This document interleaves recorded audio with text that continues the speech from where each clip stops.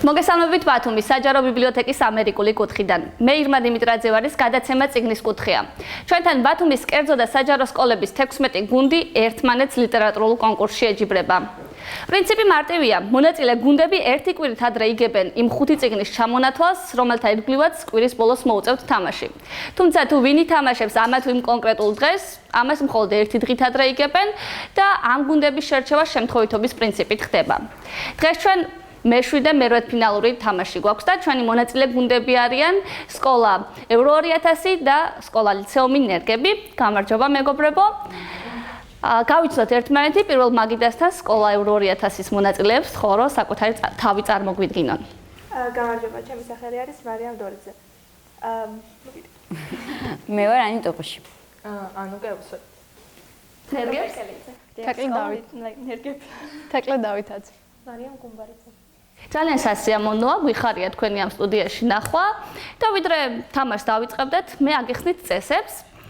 ჩვენ დღეს დავსვამთ როგორც ყველა სხვა თამაშზე 5 ძირითად შეკითხვას, სწორედ იმ 5 ძირითადი წიგნიდან, რომელიც თქვენ უკვე კვირის დასაწყისში იცოდით. თითოეული კითხვა შეფასდება შემდეგი პრინციპით.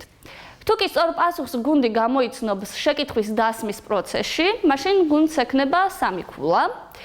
თუ კი ვერსია ექნება გუნდს გაჟღერებული, თუმცა ეს არ იქნება სწორი პასუხი და მე შეკითხვის დასრულება არ მექნება, შეკითხვის წაკითხვა არ მექნება დასრულებული, მაშინ შეკითხვას წავიკითხავ ბოლომდე მეორე გუნდისთვის. თუ კი არც აქ იქნება სწორი პასუხი, მაშინ მოგცემთ დამატებით მოსაფიქრებლად 30 წამს. 30 წამის განმავლობაში ორივე გუნდს შეგიძლიათ რომ გამოიცნოთ სწორი პასუხი და მიიღოთ 2 ქულა. გარდა ამისა, თუ კი არც 30 წამი აღმოჩნდა საკმარისი, მე თქვენ მოგცემთ მინიშნებას და მინიშნებით გამოცნობილი სწორი პასუხი შეფასდება 1 ქულით. შეკითხვები, როდესაც მორჩება ძირითად ნაწილს, ჩვენ ვითამაშებთ ბლიც ტურს. ბლიც ტურს ვითამაშებთ თითოეული გუნდის ერთ მონაწილესთან, რომელსაც გუნდი შეარჩევს 45 წამის განმავლობაში და თითოეული შეკითხვა შეფასდება სწორი პასუხი შეკითხვაზე შეფასდება 1 ქულით. თუ კი ყველაფერი გავიგეთ და მზად ვართ, შეგვიძლია დავიწყოთ და გადავიდეთ პირდაპირ პირველ შეკითხვაზე. ყურადღებით მოусმინეთ კითხვას და კითხვა ნომერი 1. დაასახელეთ მითიური გმირი, რომელიც გვხვდება სოფოკლეს ოიდიპოსის მეფეში. ოიდიპოსთან მეფე ლაიოსის მკვლელობაზე საუბრისას, კრეონი ამ მითიურ არსებას შემდეგი ეპითეტებით მოიხსენიებს: ბოროტმოლექსე და ცბიერი. აქვე უნდა აღინიშნოს, რომ სწორედ მისი რჩევა დარიგების გამო აღარ გააგრძელა კრეონმა ლაიოსის მკვლელის ძიება. ევრო 2000 აქვს ვერსია, ვინ უპასუხებს? მე ვპასუხებ. ესაა ვერაგის სფინქსი. კი ბატონო, ეს არის სწორი პასუხი და თქვენ გაქვთ პირველი 3 ქულა. თუმცა ჯერ კიდევ წინ გვაქვს სხვა ძირითადი კითხვები, ასე რომ გავამხნევოთ სკოლა ნერგების მონაწილეები. და კითხვა ნომერი 2. ყურადღებით მოусმინეთ შეკითხვას. რომელ პერსონაჟს ეკუთვნის შემდეგი სიტყვები? განა რა სურს ღმერთს ჩვენგან? ბრმად და იძულებით კეთილნი ვიყოთ, თუ შეგნებულად ვარჩიოთ კეთილი ბოროტს. იქნებ ვინც შეგნებულად ირჩევს ბოროტების დაკლაკნილ ბილიქს, რაღაცით მაინც უფრო ახლოა ღმერთთან, ვიდრე ის, ვისაც სიკეთის სწორ გზას იძულებით გაუყენებენ. რადგან ვერსია არ გვაქვს, მოსაფიქრებლად მოგცემთ დამატებით 30 წამს და დრო ჩაირთო.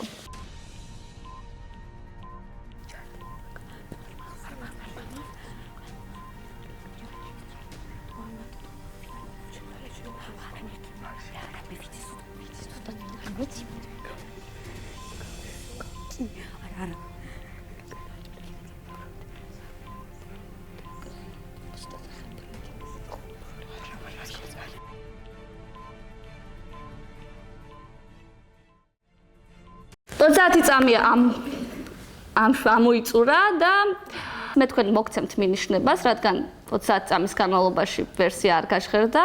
მოусმინოთ მინიშნებას. ეს პერსონაჟი ნაწარმოების მეორე ნაწილში ჩნდება, როდესაც ალექსი ციხეში ხვდება. ამ სიტყვებს კი ის ალექს ციხის დატოვების და სამკურნალოდ წასვლის პერსონაჟი უნდა დავასახელოთ, ვინც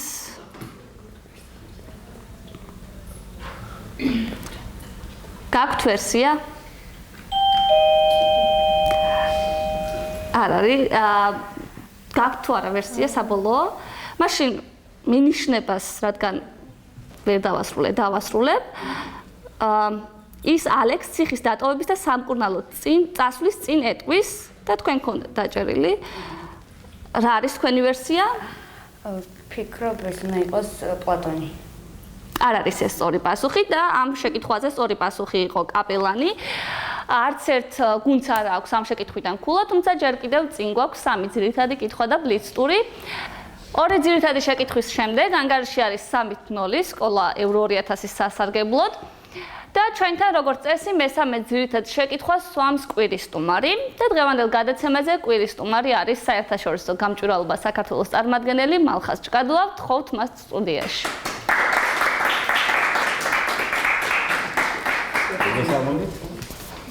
ძალიან მიხარია რომ ამ პროექტში ჩართო შესაძლებლობა მომცა მამ და ზოგადად ფანტასტიკური რამეა, ძალიან კარგი მეთოდია მიგნებული და იმედი მაქვს რომ გაგრძელდება. და ამავდროულად ძალიან ბევრი მხარდამჭერი და ასე ვთქვათ გვერდში ამოდგომი გამოჩნდება ამ პროექტს. ჩემი კითხვა არის სავარაუდოდ თქვენი ერთ-ერთი საყვარელი წიგნიდან, პატარა უფლისწული, პატარა პრინცი, ზოგიერთი ასე მოხსენებს, ზოგიერთი ისეთ არის. ნუ კითხვა ასეთია. არიჩქაროთ, იმიტომ რომ ცოტა დამოუკიდებელი რაღაცები გვიწერია.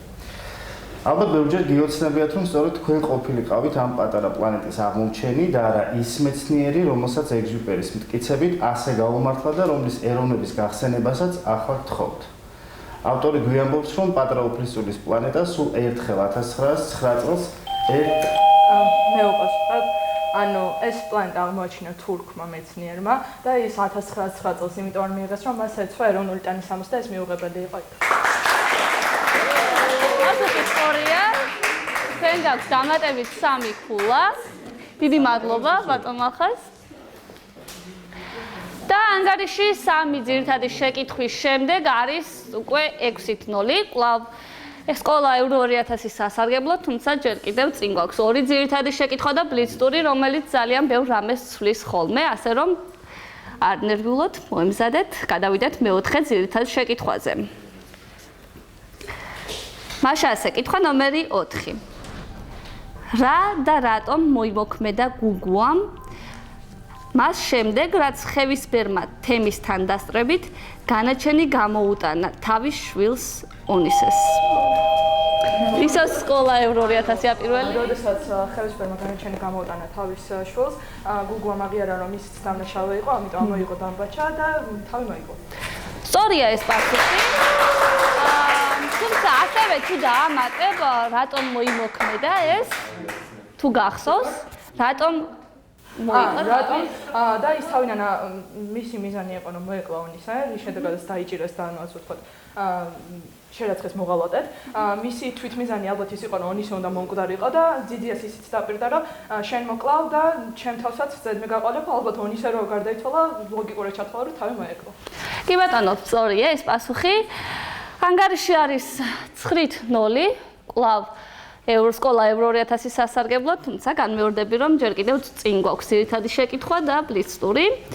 და ბოლო ძირითადი შეკითხვის დროა. ყურადღებით მოусმინოთ, არ ვიჩქაროთ. რა მოქმედებაზეა საუბარი შემდეგი სიტყვების მიხედვით? ჭკვიანი ბიჭი ხარ, ჩემო ძვირფასო. ასეთი ხელმარჯვე ჯერ არავინ მინახავს. რასაც მოხუცი ჯენტლმენის თქმით, ოლივერი დიდ ადამიანად უნდა ექცია. ეს იყო ქურდობა, ანუ ფეიჯინი, სავარაუდოდ ფეიჯინი ეუბნებოდა ოლივერ ტვისტს, რომ ანუ იგი წვრთნიდა ოლივერ ტვისტს, რომ გამხდარიყო ქურდი, ანუ ძარცველი. ანუ რას აკეთებდა ეს ხელმარჯვეთ ოლივერ ტვისტი? რა მოქმედებაზეა საუბარი? უფრო რა დაკონკრეტო? ღვთისახოცების, ასე რა ქვია, მარკას აძრობდა, ანუ როგორც აცრობდა რა, ანუ კი ბატონო, ჩვენ შეგვიძლია რომ ჩაგითვალოთ ეს სწორ პასუხად, რადგან ნამდვილად ასიაც. ეს იყო ამოცურება ჯიპიდან მოხერხებულად და ანგარიში უკვე არის ბოლო ძირითადი შეკითხვის შემდეგ 9-3. ანგარიშებს შორის სხვაობა შემცირებულია და ჩვენ წინ გვაქვს ბლიც ტური. ბლიც ტურზე სათამაშოდ კი თხოვ სკოლა ევრო 2000-ის გუნდს დაასახელოს თუ ვინ დარჩება. მიდარჩები. მაშინ დავტოვოთ მარტო სტუდიაში და გადავინაცვლოთ მებთან. ანი, შეგახსენებ, რომ შენ გაქვს ბლიც კითხვებზე საპასუხოდ 45 წამი და თითოეული სწორი პასუხი, რომელსაც შენ გამცემ, შეფასდება 1 ქულით. თუ მზად ხარ, ჩვენ შეგვიძლია დავიწყოთ და დრო ჩაერთო. რა ერქვა ზურიკელას ბებიას? აი, შემდეგი. ოლღა, პირველად ვის ეს უამბო ალუდამ მუცალთა შებრძოლების ამბავი? შემდეგი. უშიშას რა ხია დაჭრილ ძებნის მათეო ფალკონეში? შემდეგი. ფირალი, ვინ იყო სიკო მელაძის კონკურენტი მემკვიდრეობის ძიებაში? შემდეგი. ვიქტორ შეწრული, ვინ დაწერა მობიდიკი? შემდეგი. ჰერმან მელვინმა, ვისი შვილია ოფელია ტრაგედია ჰამლეტიდან? შემდეგი. პოლონიუსის, რომელი წიგნის პერსონაჟია იეშუა ჰანოცრი? შემდეგი. ოსტატი და მარგარიტა, რომელ ქვეყანაში გაგზავნა ნესტან დარაჯანმა ტარიელი საბრძოლველად? ხატაიჩი. სწორია, ვინ არის დამბდორის ნახევრად გოლიათი მეგობარი? ჰაგრიდი. სწორია, მექანიკური ფორტოხლიდან რომელია ალექსის საყვარელი კლასიკური მელოდია? მოცარტის მეცერე. ბეთჰოვენის მე-9 სიმფონია. და დრო ამოიწურა. შენ გაქვს 2 სწორი პასუხი. რის შემდეგაც სკოლა ევრო 2000-ის გუნდს აქვს 11 ქულა. თუმცა ვნახოთ თუ როგორ ითამაშებს ბლიც ტურს სკოლა-ლიცეუმ ინერგები და ვინ დარჩება ბლიცურის სათამაშოდ? კარგი, მაშინ დავტოვოთ თეკლე სტუდიაში. და თუ შენ მზად ხარ, შეგახსენებ, რომ გაქვს 45 წამი, იგივე პრინციპით, თითოეული სწორი პასუხი ფასდება 1 ქულით. თუ მზად ხარ, შეგვიძლია რომ დავიწყოთ და დრო ჩაერთო. რა ერქვა ზურიკელას პირველ სიყვარულს? შემდეგი. მერი, ვინ მოუტანა ალუდას მუცალის მარჯვენა? შემდეგი. მინდიამ, რა ჰქვია მათეო ფალკონეს უმცროს შვილს? ფორტუნატო. სწორია, რა დეკუთნის სიკო მელაძეს დეიდა ტასო? შემდეგი. მამიდად, რა არის პეგოდი ნაწარმოებიდან მობიდიკი? ჰობიტი. გემი, რა ჰქვია სასახლეს ჰამლეტში? სასახლე. შემდეგი. ელისინორა, რა ჰქვია სანტანას ოსტატი და მარგარიტაში? შემდეგი. ვოლანდი, რომელი ქვეყნის მეფე იყო ფარსადანი? ფარსადანი, არა, ინდოეთის. სწორია, რა ფრინველია ჰედვიგი? შემდეგი. ბუ, მექანიკური ფორტოხლიდან ალექსის და მისი მეგობრების საყვარელი სითხე. რძე, რა ფსევდონიმითაა ცნობილი მწერალი ერიკ ართურ ბლერი? შემდეგი. ჯორჯ ორუელი, რა ჰქვია ვიტო კორლეონეს უმცროს ვაჟს? შემდეგი. მაიკლი, რა ჰქვია კარცერ ლუქსის ზედამხედველს? შენს ასევე გაქვს ბლიცტურიდან 2 ქულა და საბოლოო შედეგების გასაგებად თხოვთ მონაწილე გუნდებს, რომ დაბრუნდნენ სტუდიაში.